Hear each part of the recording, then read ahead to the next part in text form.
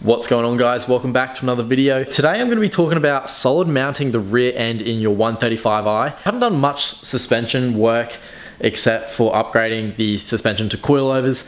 I've got MCA Street Ultimates with upgraded springs in the front and rear from the original set because I'm running a Nankang AR1 tire, which is quite a sticky tire, and the springs I had were too soft to handle a tire of that caliber, so I went and upgraded them. I'm going to be solid mounting the rear end and I guess giving you guys a bit of feedback on my thoughts about doing so. Apparently it's the best bang for your buck mod you can do to these cars.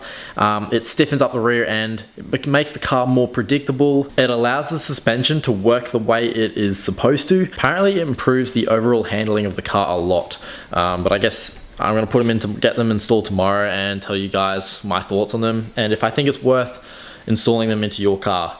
Apparently the NVH is there's a bit of diff whine, and solid mounting the whole subframe, it might be a bit more rough, but at the same time I can adjust my shocks on the rear coilovers to compensate that. But the reason for this upgrade is because my main diff mount, the bushing itself, is falling to pieces and my drive shaft has been shaking like crazy for ages.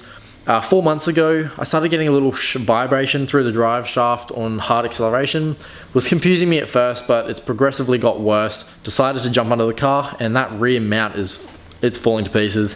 It might be worth checking out if you guys have that same sort of issue. I think around the 100,000 kilometer mark, some of the mounts just start deteriorating, especially with all the hard launches I do. Plus the extra power I'm pushing, it just gave out. So I'm going to be solid mounting the whole rear subframe, as well as 2 of the bushings on the diff, and then the main bushing is going to be Delrin. I won't have to replace any of that again, except maybe that Delrin one, but chances are I won't touch it again. They're solid blocks of aluminium. These are going to replace the rear mounts, which are rubber currently, and this will essentially solid mount the entire rear subframe to the car, allowing only the suspension components to really do all the work. And over here I have some mounts for the diff. They're a bit smaller, 2 solid mounts and a Delrin for the main mount on the diff. The reason why I bought these mounts here for the diff is my main bushing on my diff is falling to pieces. I wanted to address something with the 135i's, 335i's, and just e-chassis in general. I don't know if any of you have experienced this with your car, but I was driving along the road one day, put my foot down, and I felt a bit of a shake come from the rear end and sort of made its way through up the drive shaft. I was a bit confused. I was like, oh, maybe my center support bearing for the drive shaft has had it. But then at the same time, I did replace it not too long ago. So I started for a while. The car kept doing it randomly, and it would come and go, and I was very confusing for me at first. I couldn't work out what it was. Probably about 4 months ago, and it just progressively got worse. And as of 2 weeks ago, it got very bad. I can't even put my foot down now. If I accelerate hard, my drive shaft shakes like crazy. My main I think it's the main carrier bushing for the diff, it's falling to pieces. If you stick a screwdriver on it and like tap it, you'll be able to probably tap half of it out.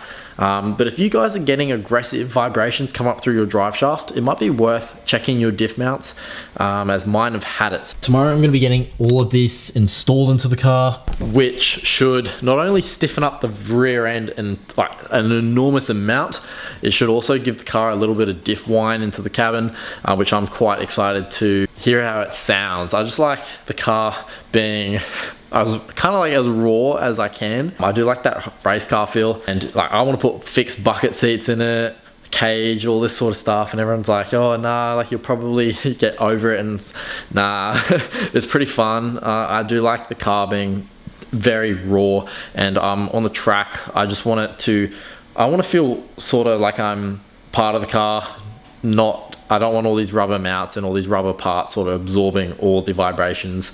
I know it's a comfort thing as well, but the car's not really built for comfort. So anyway, I'm going to take it to the shop tomorrow morning, and yeah, let's see how it goes. All right, guys, so we're back. The car's back from the shop. She's up on the jack stands at the moment because I've just got something to talk to you guys about regarding the drive shaft, the mounts revolving around it. I don't know if you guys remember Ali from one of my old videos when we were What were we testing out? Was it a tune or something? I think it was a tune. Yeah, he's from. He was in one of my videos a while back, and we were cruising down to get some E85. That might have just been the first ethanol tune on the JB4 back in the day when I had that. Yeah, that's cool. Yeah, I think so. But now the car. So what you guys are unaware of, the car's now custom tuned.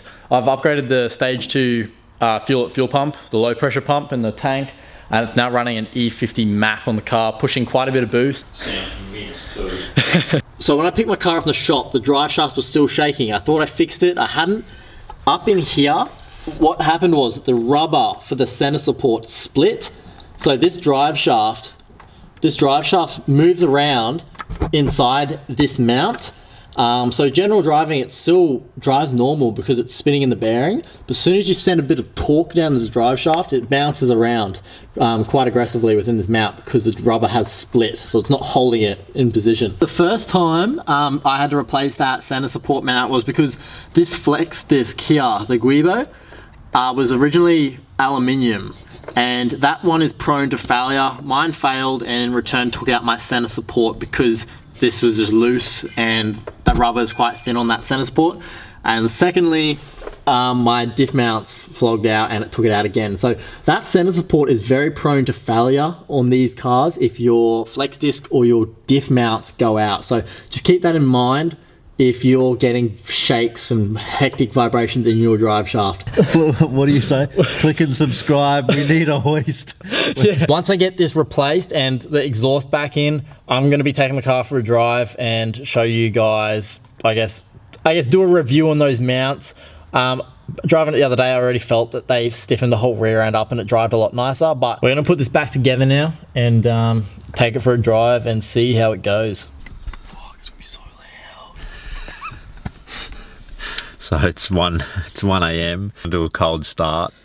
And I want to go drive the car because this drive shaft has been shaking for 6 months now, and I got the new bushings in, and like it's so hard not to drive it, but it's 1 a.m. and it's so loud. It's like a straight pipe. Literally put in like about 4 hours of work. So here's the cold start. It's got to be done. God, I want to do it, Dude, my whole neighborhood's gonna kill me. So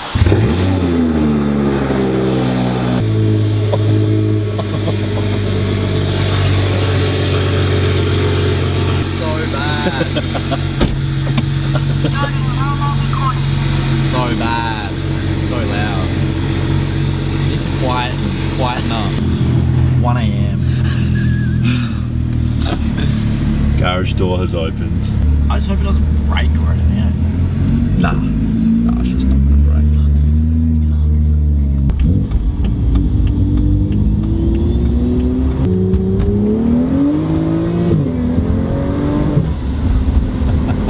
Trying to work out the ratio for the fuel because I've still got some 98 in there.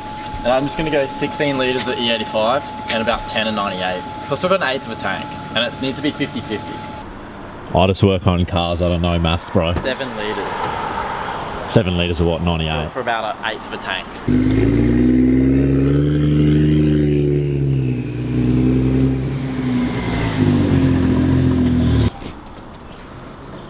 Oh, there's not.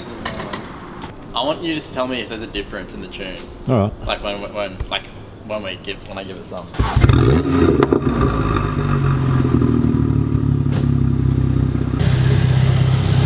I'm getting some E50 and now I can finally flash it back to an E.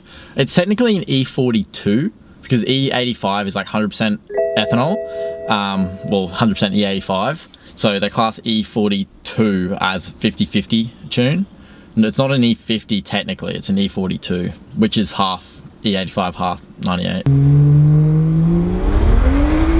So we picked up some friends at the Macca's drive-thru. Oh yeah, no. Okay guys, fast forward a week from that last clip, but we're gonna take it for a drive. Hopefully I can get the diff sound come through the microphone just so you guys can hear it and give you guys a bit of a review on these solid engine mounts just so I guess you guys can decide whether or not they're for you. And yeah, I haven't really got much driving footage on the channel. Oh, there's not. Oh, I want you to tell me if there's a difference in the tune. Like when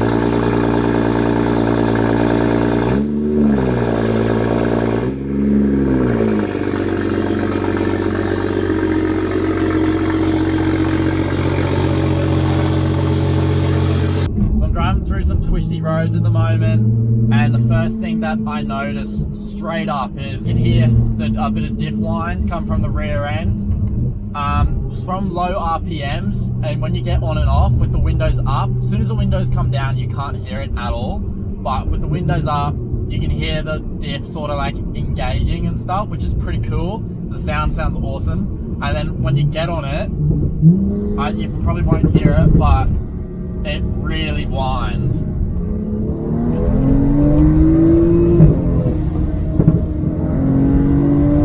The diff is just winding like crazy.